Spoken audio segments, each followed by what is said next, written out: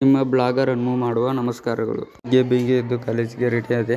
ಇವತ್ತು ಕಾಲೇಜಿಗೆ ಅಜ್ಜಾರು ಬರ್ತಾ ಇದ್ರು, ಅದಕ್ಕೋಸ್ಕರ ಬೆಳಗ್ಗೆ ಎದ್ದು ರೆಡಿ ಆದೆ. ಟೈಮ್ ಆಗಿತ್ತಂತ ಬೇಗ ಹೊರಟೆ. ಇವತ್ತು ಅಜ್ಜಾರು ಯಾಕೆ ಬರ್ತಾ ಇದ್ದಾರೆ ಅಂದ್ರೆ, ಅವರು ಊರಲ್ಲಿ ಜೋಳಿಗೆ ಹಾಕೊಂಡು ಮೆರವಣಿಗೆ ಹೋಗ್ತಾರಂತೆ. ಯಾಕಪ್ಪ ಅಂತಂದ್ರೆ ಧೂಮಪಾನ ಮದ್ಯಪಾನ ಅವರ ಜೋಳಿಗೆಯಲ್ಲಿ ಹಾಕ್ಬೇಕಂತ. ಮುಂದೆ ನಾವು ಇದನ್ನ ಯಾವುದು ಮಾಡೋದಿಲ್ಲ ಅಂತ. ಇವಾಗ ಅವರು ಒಂದಿಷ್ಟು ವಿಡಿಯೋ ಹಾಕ್ತೀನಿ ನೋಡಿ ಫ್ರೆಂಡ್.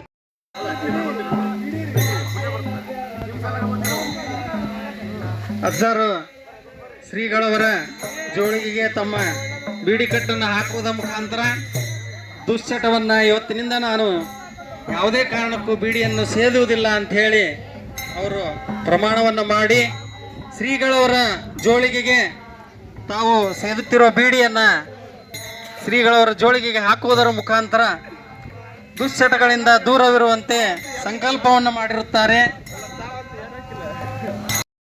ಮಕ್ಕಳಿಗೆ ಒಳ್ಳೇದಾಗತ್ತ, ಮೊಮ್ಮಕ್ಕಳಿಗೆ ಒಳ್ಳೇದಾಗತ್ತ.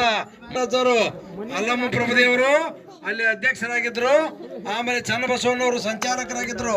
ಹಂಗ ನಮ್ಮ ಅಜ್ಜರು ಏನೈತಿ ಅಂತಾರ, ಬಾಲ್ಯ ಬಸವ ಕಲ್ಯಾಣದಾಗ ಚನ್ನಬಸವಣ್ಣನವ್ರ ಜಾಗದಾಗ ಅನುಭವ ಮಂಟಪದ ಸಂಚಾಲಕರಾಗ್ಯಾರ. ನಮ್ಮ ಪೂಜ್ಯ ಏನೈತಿ ಅಂತಾರೆ ಶಾಂತಲಿಂಗ ಮಹಾಸ್ವಾಮಿಗಳು.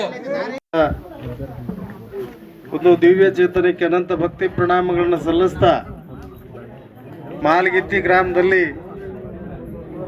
ನೂತನವಾಗಿ ನಿನ್ನೆಯಿಂದ ಪ್ರಾರಂಭ ಆಗಿರ್ತಕ್ಕಂಥ ದುಶ್ಚಟಗಳ ಭಿಕ್ಷೆ, ದುರ್ಗುಣಗಳ ಒಂದು ಭಿಕ್ಷೆ, ಸದ್ಭಾವನೆಯ ದೀಕ್ಷೆ ಅನ್ನುವಂಥ ಒಂದು ಈ ಪಾದಯಾತ್ರೆಯ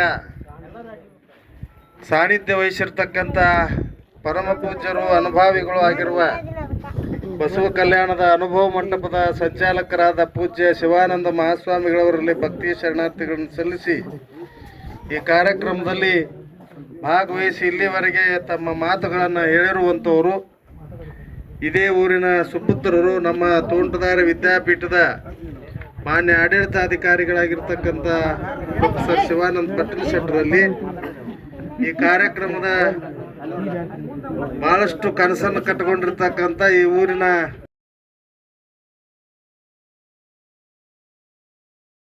ಯಾಕೆ ಈ ರೀತಿ ಮಾಡ್ತಾ ಇದೀಯ ವೆಂಕಿ? ಒಂದೊಂದ್ಸಲ ತುಂಬಾ ಹತ್ರ ಇರ್ತೀಯ, ಒಂದೊಂದ್ಸಲ ಏನು ಪರಿಚಯ ಇಲ್ದವ್ರ ತರ ತುಂಬಾ ದೂರ ಆಗ್ತೀಯ. ಯಾಕೆ ನನ್ನ ಹುಚ್ಚಿಯಾಗಿ ಮಾಡ್ತಿದ್ಯಾ? ನೀನ್ ಯಾಕೆ ನನ್ನ ಜೀವನದಲ್ಲಿ ಬಂದೆ? Why did you come into my life? ಹೇಳು ವೆಂಕಿ, ಯಾಕೆ ಹೀಗೆ ಮಾಡ್ತಿದ್ಯಾ? ಹೇಳು ವೆಂಕಿ. ನನಗೆ ಎಷ್ಟು ಚೀಪ್ ಅನಿಸ್ಬಿಡ್ತು ಅಂದ್ರೆ, ಥೋ ನಿಮ್ಮ ಈ ತರದೆಲ್ಲ ಇದಾರೆ ಜನ.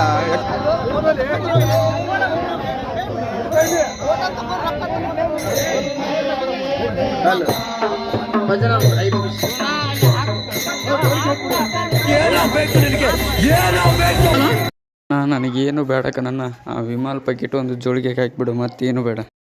ಬಳಕ ಯಾವ ಕಾಲಕ್ಕೂ ಮತ್ತ ಮುಟ್ಟಬಾರ್ದು ಅದನ್ನ. ಯಾಕಂದ್ರ ಒಮ್ಮೆ ವಾಂತಿ ಮಾಡ್ಕೊಂಡು ರೋಡ್ ಮೇಲೆ ವಾಂತಿ ಮಾಡ್ಕೊಂಡಿರ್ತೀರಿ ಹೆಬ್ಬಳಪ್ಪ. ಈಗ ಒಮ್ಮೆ ರೋಡ್ನ್ಯಾಗ ವಾಂತಿ ಮಾಡ್ಕೊಂಡಿರ್ತೀವಿ ನಾವು.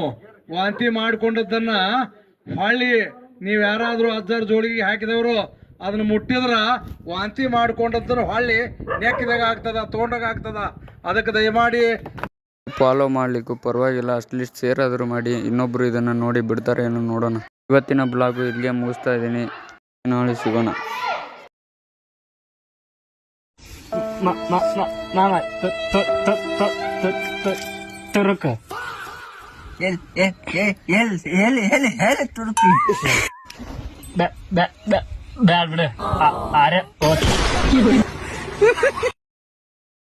Take care, bye, love you all.